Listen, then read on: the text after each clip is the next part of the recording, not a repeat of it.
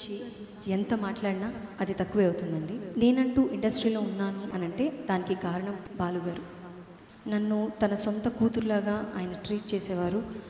And ఒక fatherly figure ఆయన నాకు. నన్ను ఎంతో ప్రోత్సహించారు, నన్ను ఎంతో గైడ్ చేశారు ఆయన నా జర్నీలో.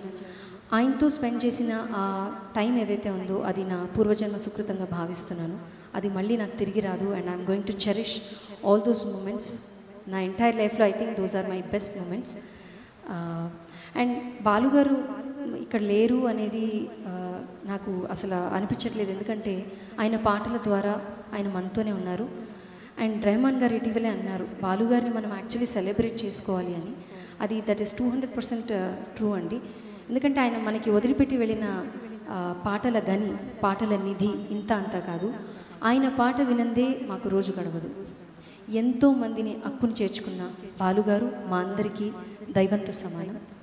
అండ్ నాకు ఆయనకి ఈరోజు ఈ ట్రిబ్యూట్, ఆయన పాడిన ఎన్నో పాటలలోంచి, ఎన్నో ఆణిముత్యాల్లో నుంచి ఒక 2 పాటలు ట్రిబ్యూట్గా నేను మీకు అందరికీ అందజేస్తాను.